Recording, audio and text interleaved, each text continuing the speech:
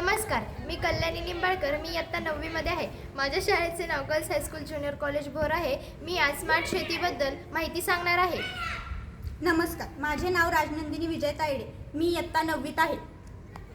अगं ज्योती, तुला माहिती आहे का, आजकाल जिकडे ना तिकडे स्मार्ट शेतीच करतात. हो अगं, माहिती आहे ना. आता मी देखील करते ना स्मार्ट शेती. आणि खूप लोक मला विचारतात स्मार्ट शेती म्हणजे काय. तर स्मार्ट शेती म्हणजेच आधुनिक तंत्रज्ञानाच्या आधारावरती केलेली म्हणजेच त्याच स्मार्ट शेती असे म्हणतात, ज्याच्यामध्ये फक्त तंत्रज्ञानाचा वापर केला जातो. अगं आजकाल तर रोबोटच्या साहाय्याने सुद्धा शेती केली जाते. हां, मग त्याला म्हणतात ना रोबोटिक्स फार्मिंग असं म्हणतात. आणि ॲटोमोशन म्हणजे काय, तर ॲटोमोशन म्हणजे कमीत कमी माणसांचा वापर करून केलेली शेती म्हणजेच ॲटोमोशन.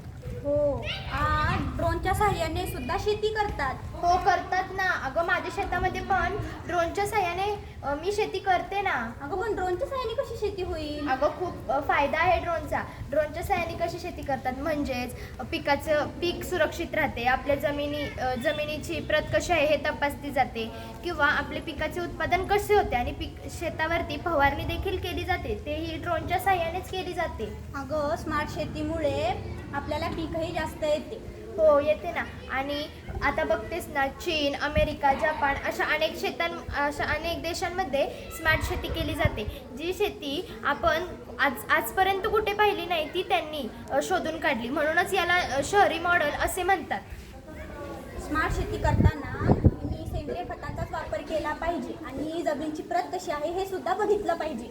हो, मी तेच म्हणते ना. मग माझ्या शेतामध्ये मी पण फक्त सेंद्रिय खतांचा वापर करते.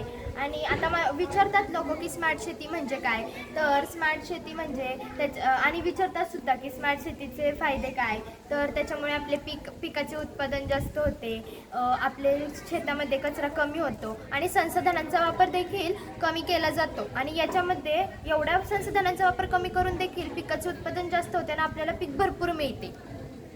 मग आपण ठरवलं तर आपणही करू शकतो की स्मार्ट शेती. हां, नक्कीच. धन्यवाद.